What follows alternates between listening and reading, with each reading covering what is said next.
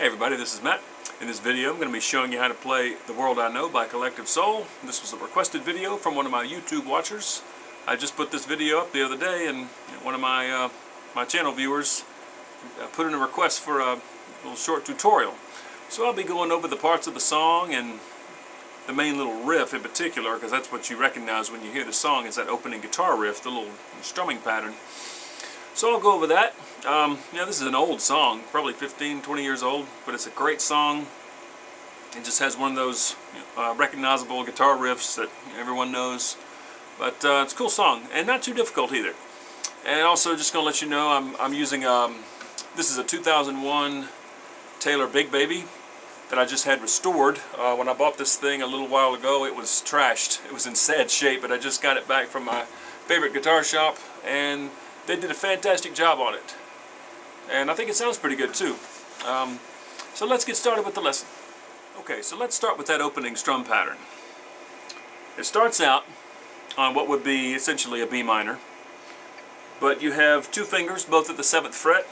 I've got my middle finger, 7th fret of the low E, and my ring finger, 7th fret of the G string, and you're just playing all 6 strings with the exception of you're muting out the A string with the sort of the skin of the finger that's fretting the 7th fret of the low E. Just use the skin on that finger to mute out the A. Alright? Other than that, you're playing all strings open. Alright? So it starts on that chord and then moves down, that same shape moves down to the 2nd fret. Same shape. Both fingers at the 2nd fret of the low E and the G string. Alright, so it's...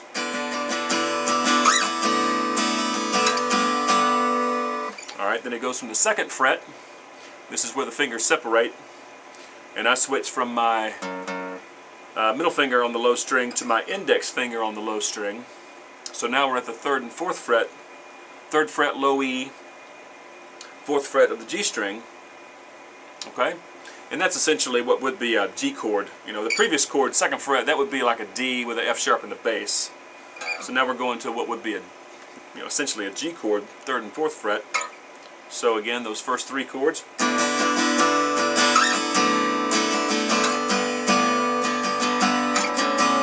Alright, the next chord, you just slide that same shape that you had at the 3rd and 4th fret to the 5th and 6th fret. Same strings. Got my first finger, 5th fret of the low E. You're playing an A note there. And once again, I got the A string muted. The A string's muted through this whole, progression. And I got an open D, and then 6th fret on the G string. So this would be like an A add 4, sort of. Alright, so once again, those 4 chords for the opening riff, it's...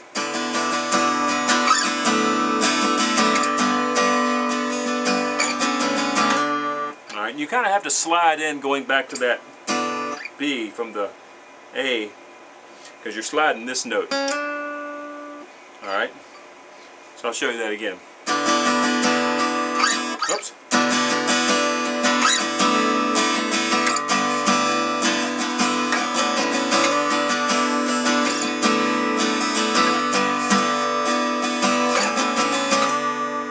Okay, so that's basically the intro riff. It just does that through, well, the intro, and then it does that throughout the verses too. Okay? So let's move on to the pre-chorus. Okay, so next part of the song, after the intro, the first verse, it goes into a pre-chorus. And the chords in the pre-chorus are really just A and G. But there's little variations in a couple of spots, So you got an open A to start with. And I don't know who's going to be watching this video, but I'll show you how to, make some of these open chords, just in case you don't know. So an open A is an open A string. And you have, some people do it like that, all 3, well, I kind of have my middle finger 2nd fret of the D string, my first finger on the 2nd fret of the G string, and then my ring finger 2nd fret of the B string. But you can make that however you want. However, it's easiest for you to cram all 3 fingers on the D, G, and B strings all at the 2nd fret. I just find it easier to do it like this. but you know, you can do it however you want. As long as you got 3 fingers, 2nd fret of the D, G, and B string, and then you got an open E on the top. So that's an open A. And it goes to an A sus2 briefly, and what you have to do is you have to remove the finger that's fretting the 2nd fret of the B string. So instead of playing a C sharp for an A major, if you lift up that finger, you're playing a B, which is the 2nd. That makes it an A sus2. Okay, you can hear the difference. Alright, so it's an A sus2, and then back to A, and then it goes to G. Now for this part of the song, you have to make a G a little bit different. It's not a traditional, you know, G major, because you're going to have to free up this finger to grab a G sus4. So what I do, I make it with my middle finger, 3rd fret of the low E. That's a G. And then I'm grabbing another G down here with my pinky, 3rd fret of the high E. Okay, so you got G and D. I'm muting out the A.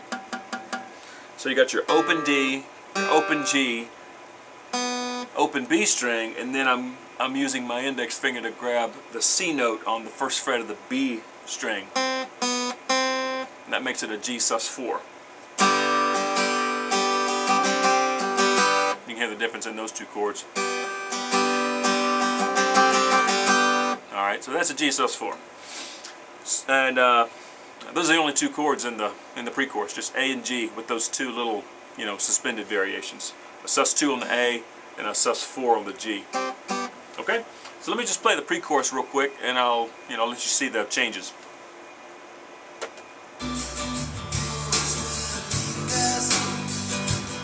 So A sus2, A, D, sus4, D,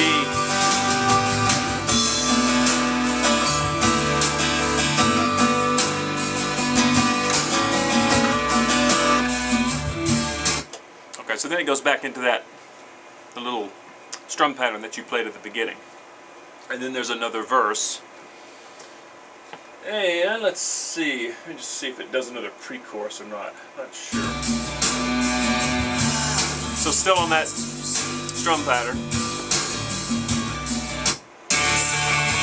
Okay. Make sure. Yeah, another pre-chorus. A.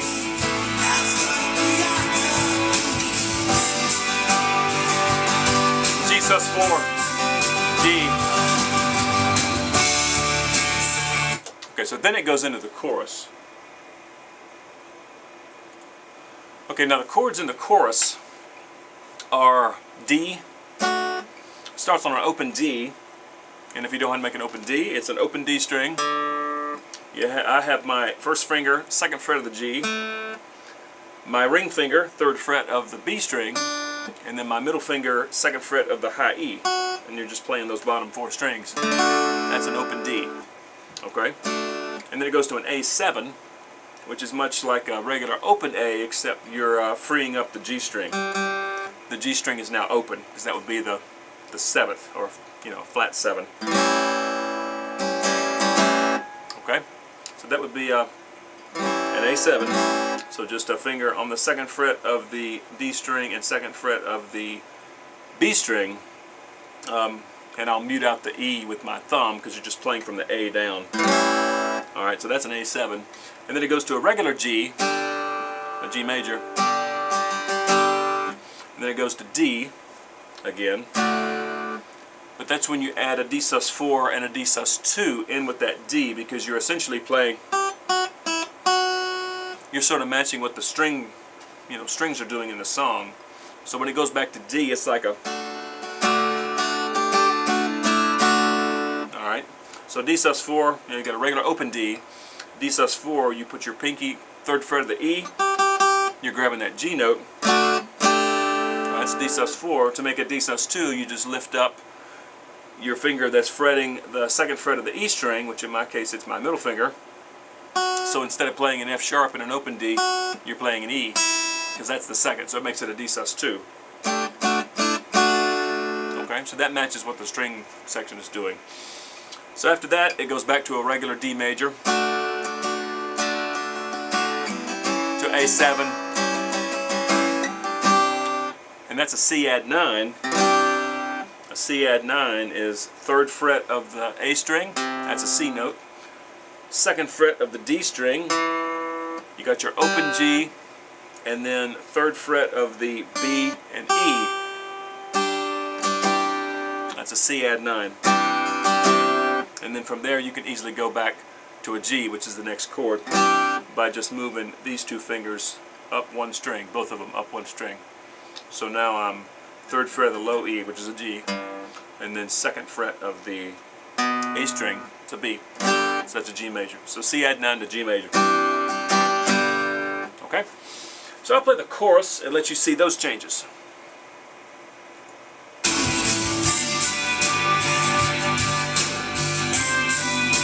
Alright, so it starts on D, A7,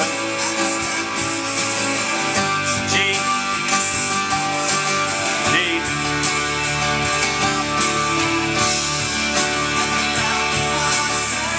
A7, C add 9, G,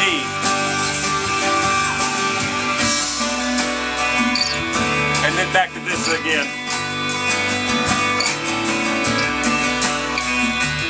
Yeah, then it goes back to that part again. And then it does another pre-chorus, I believe, and then another chorus. Same chords, those chords don't change at all in the song. And then the outro is basically just bouncing between a D and a G.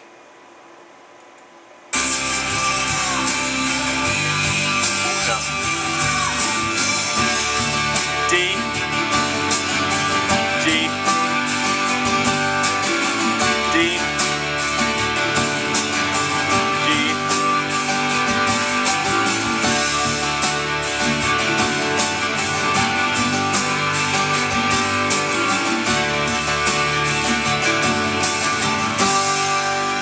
it ends on G. The song ends on just a G major chord. And I make it with, I like to add in that other D. I just like the sound of that G. Okay? And that's it. That's the whole song. I guess I'll touch on strumming patterns real quick since I'm here. I was looking at some of the other online lessons for this song that people have already posted, and the chief complaint seems to be, you know, why didn't you touch on the strumming pattern? So let me do that real quick. So, the strumming pattern for the opening riff, if I can talk and strum at the same time, it's like a, yeah, down, up, down, up, down, down, up, down, down, down, up, down, down. Yeah, that's playing all on one chord right now. Down, up, down, up, down, down, up, down, down, down, up, down, down, up, down, up, down, up, down, up, down, up, down. Yeah, down, up, down, up, down, down, up, down.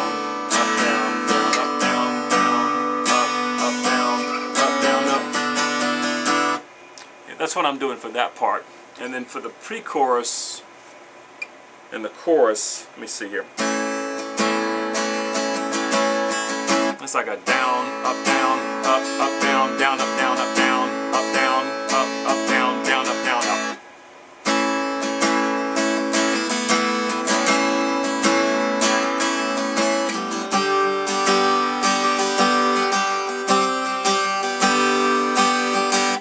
Yeah.